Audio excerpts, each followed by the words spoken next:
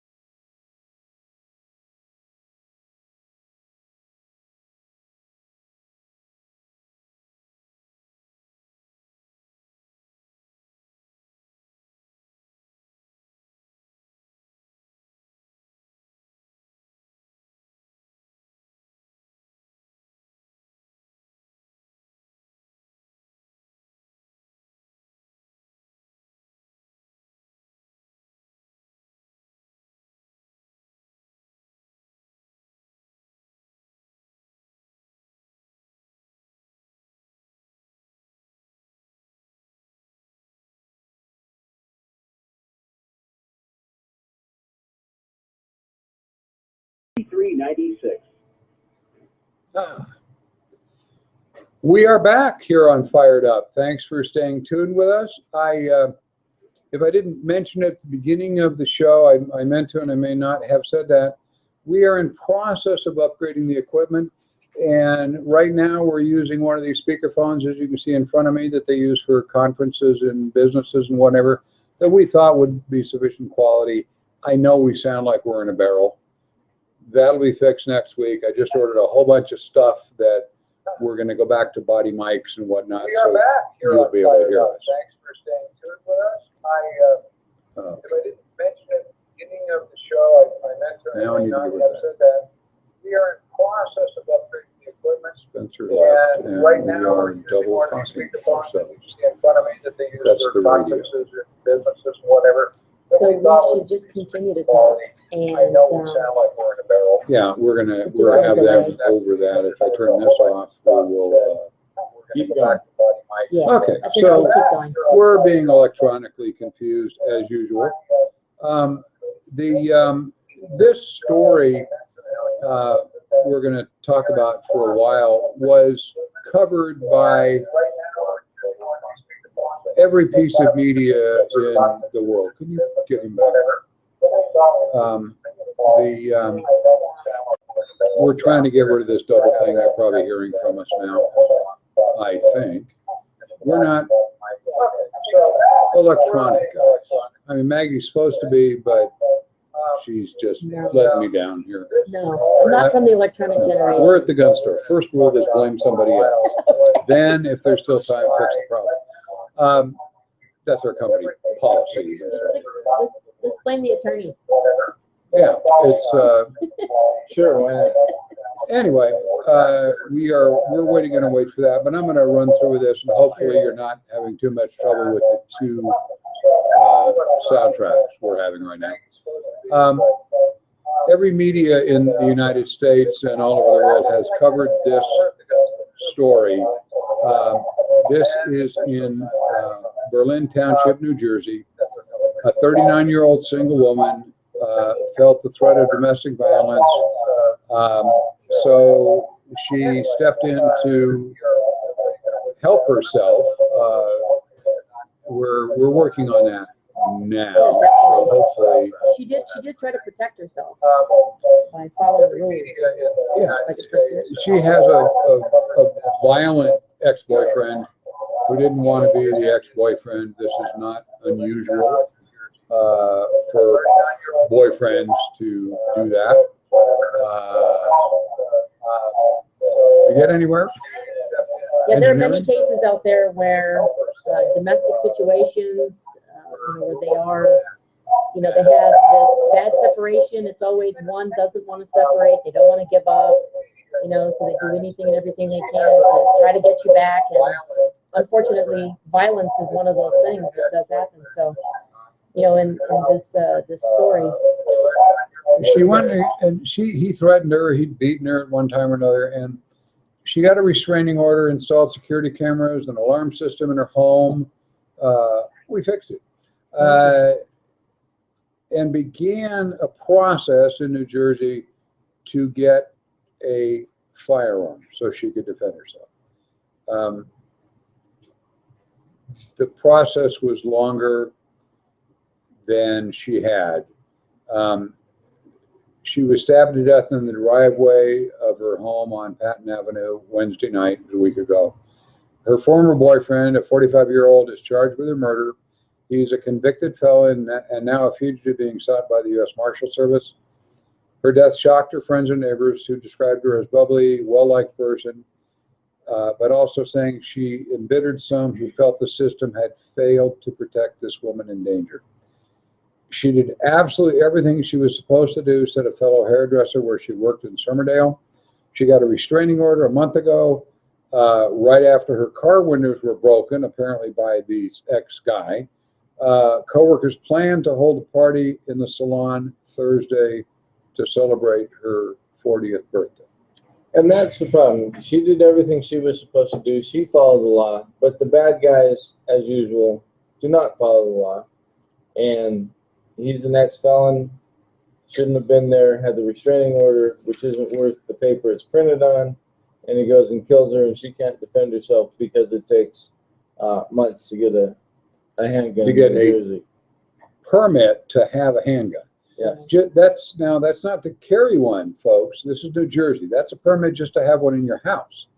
So she was stabbed when she came home. He caught her in the driveway, stabbed her multiple times. She would have had to run to the house, get her gun, and hopefully he wasn't right on her heels and able to stab her before she could turn around with a gun. This guy had pled guilty to weapons offenses in 2008. After being indicted on a charge of aggravated assault with bodily injury, he received a 5-year sentence for that offense, which was related to an assault on his former girlfriend. Oh, goodness. He's a felon. He's a known girlfriend beater. Right. And Yeah. No domestic batterer for she sure. gets her piece of paper to hold up to say, you're not allowed to be on the property. Right. And the system in New Jersey, it says in their law they should issue the permit to buy the pistol. That's a permit to buy it. Right, Not just to buy it. Right. Yeah. Well, let's hope that everybody that's outraged by the story in New Jersey gets a hold of their state legislatures and tells them they need to do something about this. Yeah, one would hope that they would find the immediacy and the urgency to put those who are in danger in a safer position, allowing them to take some training, to be educated, empowered, and then equipped with the proper needs to use to protect themselves. In this case, they didn't, they really didn't do that. And, we had the same thing in Nevada, actually in Clark County, which we just got rid of with the bills we were talking about when all the little gun laws went away. One of them was a Clark County law that you had to wait 72 hours from the time you bought the gun from a dealer and come back and pick it up 72 hours later, unless you could show evidence that you already owned a pistol. So constantly this has happened here in this store a dozen times over the last 10, 15 years, where a young lady will come in, and occasionally a guy, but usually it's a young lady. Somebody tried to break into my apartment last night. They pulled my screen off. I need a gun, and it's Friday night. Right. So we would tell them there's a 72-hour waiting period. You can come back on Tuesday or Monday afternoon and get your gun. Mm-hmm. And what if he comes back now? And our system here allowed that if she went to the police department and explained the situation, the officer there at the substation could give her permission to, and he would call us and waive the 3-day wait. They'd run her background, waive the 3-day wait. The problem is, it's Friday night. Right. The substations, there's nobody at. Right. They could, in some cases, they could not get the gun. We had that same law was waived for security officers that they had to get a gun to go to work, but they had to go to the police department and get permission to waive that. Right. But these people are always on Friday or Saturday, they're showing up, and there's nobody to send them to. That's been fixed now. I'm not trying to rattle the police department. Right. That 3-day wait went away, but it used to drive me crazy because we would have this same type of situation over and over. And you wonder how many of those young women didn't come back Monday to pick up their gun because it was too late. Yeah. They, you know, we would sell them a giant size pepper spray or in some cases tasers, but they cost, you know, almost $400. Kind of a less than lethal force that they could actually get right away, like the pepper spray, like the stun guns. You guys have some pretty cool stun guns. We have stun guns for that now, but you know, therein the problem is you have to touch the individual. They're really not good weapons for somebody who's going to be physically massively outplayed. Right. You know, you still got a 200-pound guy and a 100-pound lady, and it's dark, and you know, she'll get the stun gun slapped away. The tasers shoot across the room, but they're expensive, and you got to hit the guy with them. Pepper sprays work. According to police statistics, about 48% of the time. It's way ahead of better than nothing, but it ain't a bullet.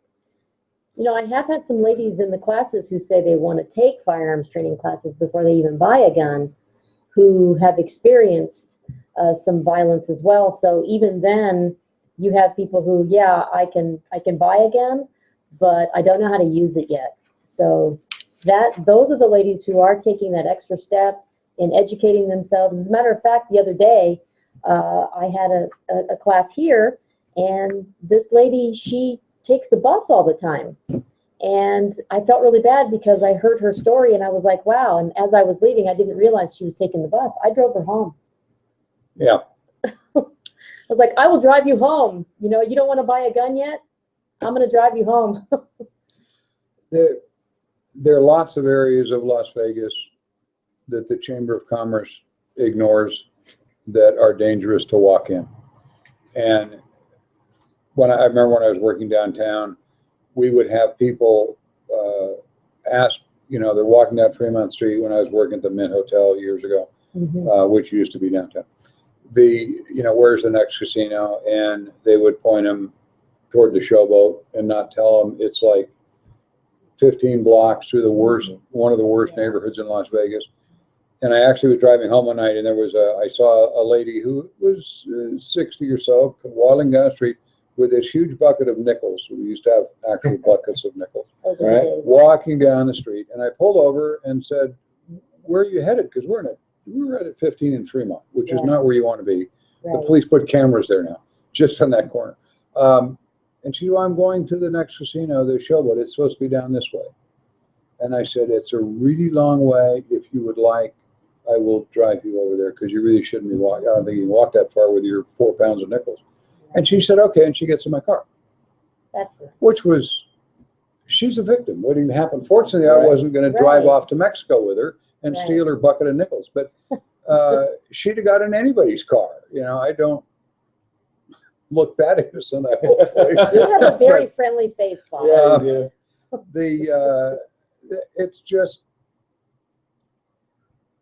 It's dangerous to be on the streets at night. As Maggie, you know, you see people doing something that appears to you to be incredibly dangerous, and they don't know because they're from out of town. They have no idea. Right. There's certain areas where you don't want to go, and I'm not saying that there are certain areas that crime won't ever happen, because crime happens everywhere. It's but in those areas where the majority of the criminals live is probably where you're going to get something going on over there. It's a little scary over there by Fremont Street. On the strip is awesome, but there's some areas where you got to be a little careful. So you know, just be aware. Your situational awareness is really going to pay off in the long run. A couple of things on kind of on the issue of open carry. There was a recent case here. We had a guy apparently come into I lost where it was. Come into an airport carrying an AR-15 rifle. This was in Atlanta, Georgia, on June 2nd, a few days ago. Man has accused the police of harassment of his Second Amendment rights while he was in the Hartsfield-Jackson International Airport. Fellow's name is Jim Cooley. I don't normally use people's names, but this guy wants the publicity, I guess. He got it. He walked into the world's busiest airport, the Atlanta, Georgia airport, with an AR-15 and a drum magazine strung across his chest, and was offended that a law enforcement officer took an interest in him.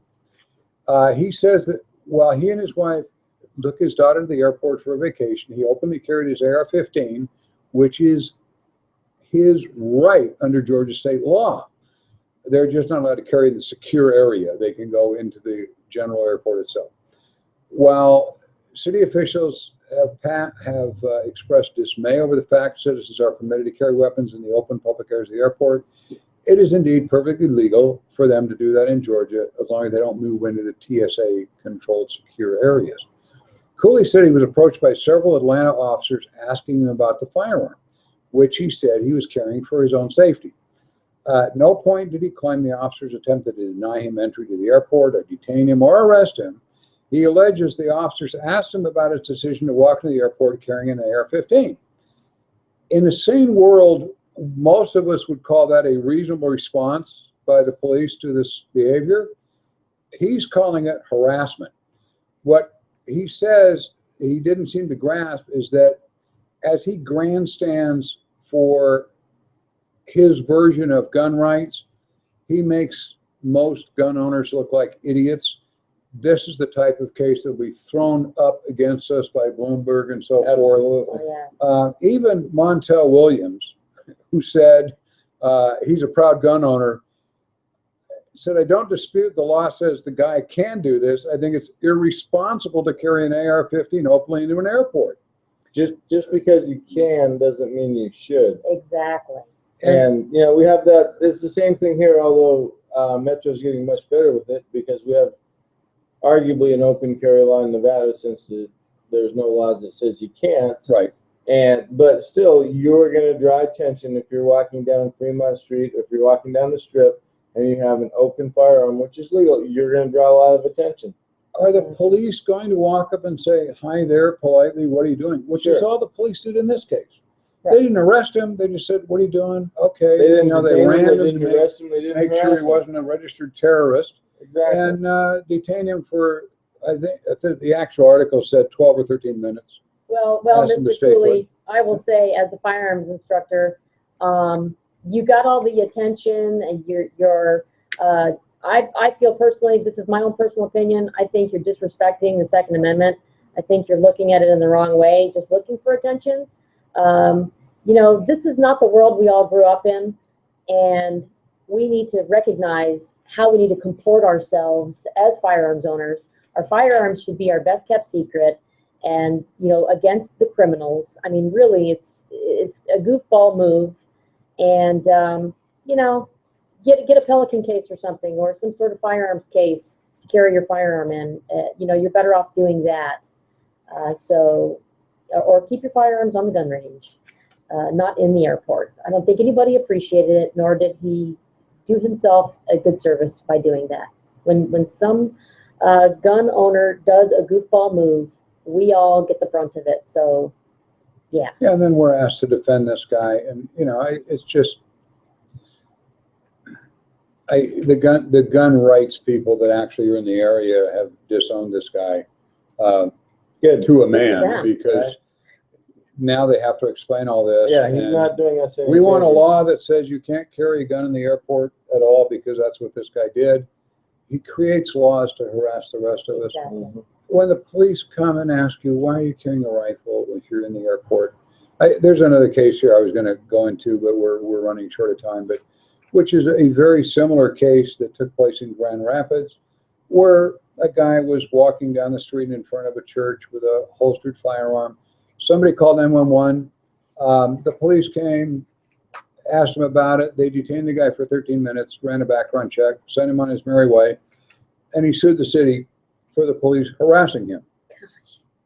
Several people called the police in this case, said there's a guy out here in front of the church with a gun. The kids are here for Sunday school, Are the police going to go check him out? Of course. They checked him out. He wasn't wanted for anything. Now, again, he's got a leg holster on with a handgun. He's wearing camouflage clothing, has a laser mounted on a pistol. He did everything he could to look like a bad guy. The officers, again, didn't do anything. He's suing the department for them harassing him. This was the end of that case, where the judge said what the police did was reasonable, objectively prudent. They had a 911 call. People were worried about this guy walking down the road with a gun. So the police came, what are you doing? They ran him, he's fine, they'll let him go. And yet, he's suing the police department for harassing him. They did it exactly right. Right. Somebody calls and says there's a man with a gun walking on the sidewalk in front of your house. You're going to call the police because there's a guy you don't know standing in front of your lawn with a gun. And the police are going to say, I'm sorry, we can't respond to that because it's not illegal for him to do. No, but it's suspicious activity that police investigate. Well, I would think this individual would want the police to investigate somebody walking around in front of his house like that. Yes. I mean, come on. They didn't disarm the guy. They didn't do anything. They just talked to him, left the gun in the holster. They ran him for wants and warrants and said, okay, have a nice day. Anyway, the judge threw the case out. So we got that case covered anyway. Without reading all the details, we finally did. Yeah. Anyway, a couple of things on closing here. We're at the end of the road here, folks. Again, you can send questions or comments into bob@firedupmail.com. We will answer them during the week. If you want to ask one of my guests, one of the attorneys, or Maggie a particular question, send it to that same address and just start out, Dear Maggie, what do I do with this? And I will forward it to her and she will answer the question for you. We are in the middle of the Crossroads of the West gun show at Cashman Field downtown. I strongly suggest you go there. Lots of good stuff. It's a nice show, not too terribly busy. Again, it's the second day of the gun show, so around noon, everybody starts marking stuff down. The big ammo suppliers and magazine suppliers are there. Lots of stuff. After our show here, the Dennis Bono show comes on KDON. Probably something in between now because we shortened a little bit. But I suggest you listen to it later. It's a great show about old Las Vegas. And I just plugged the show because Lorraine Hunt, our ex-governor, owns the restaurant and that sponsors it. The Bootlegger, where you should all go for dinner. Amazing food. We are going to discontinue our morning early television show on Pursuit Network because this show is becoming a live broadcast and we have more control over it. We don't have to spend as much time preparing it and this, that, and the other thing, and we can be more topical. The Pursuit show, the problem was we film it 3 weeks before it ever gets on the air, and sometimes it's 6 weeks. The old shows are still on the website, firedupwithbob.com, or firedupwithbob.irwin.com. If you want to look at them, they're there. But Pursuit, we are going to be on for 1 or 2 more weeks, and they're going to be repeat shows. And then we're gone, but it's being replaced with what we're doing here that you will be able to watch on your iPad and iPhone and whatever by hooking up the website firedupwithbobirwin.com or firedupwithbob.com, and there'll be a block on there to play this show. So if you want to listen to the radio show whenever, you can listen on your iPhone. Just don't watch while you're driving, because you go to jail for that. But you can listen to it whenever. It's supposed to be on. We may not have made it this show. That was simulcast on iPhones today, but this show will appear on YouTube in an hour or so. So you can pull it back and look at it. Next week, we will be here again from 6 to 7 p.m. on 720 News Talk KDWN with defense attorney Alan Butel. If you would like any of our commentators, speakers, instructors, attorneys to come talk to your group or train your group in Maggie's case, or speak to your group on gun laws or arrest laws, what you should do if somebody attacks you or so forth and so on, you may call us. The office telephone number, manned in the daytime here, is 702-333-0033. And leave a message there, and I'll put whoever you want to have come by your business group, whatever, and talk to you, get in touch with you. There are some minor speaker fees involved in doing that, but these people I have on the show, are very well versed in gun laws, and I think you will find them a great guest speakers. We are, always save a couple little things. The National Explosives Task Force, which is part of the federal government, has sounded a public safety advisory advising exploding targets used by shooters are dangerous, and you should be aware of the risks before you do that. Manufacture of exploding targets include instructions that should be followed. That's the government letting you know that blowing stuff up is dangerous. We'll be back next week. Hey, we ran out of time. I had a good job, Bob. Yeah, I needed the music a little sooner. That's all the music I had. 45 seconds. Did you get the full 45 over the line? No, I didn't. I only heard just right then. Really? A couple of seconds of it. What went on where we had the radio? We had the radio show. No clue. That was turned up. Didn't do anything. It wasn't turned down. Oh, it was turned up on our set. Yeah. We were doing that. Okay. Anyway, we fixed that. If they're complaining about anything, we'll have all new stuff next week. Okay. Are you doing? You're just doing 1 hour? 1 hour. Okay. Well, I hope they told you that. Did they? they did not tell me that. Well, Clyde, you'll have to sing for an hour then. Entertain the people. All right. I'll figure something out. Hey, next week I'm not going to be in studio. You're going to be talking to Doug. I'll let him know what's going Oh, on. thank God. I mean, I'm sorry to hear that. You'll be missed. All right. Thanks, Bob. Thank you, sir. You have a good evening. Catch you later. Now I got to turn off something. I'm going to go. I'm wondering if on the radio they heard that coming back through. The double Yeah. feedback thing, probably not.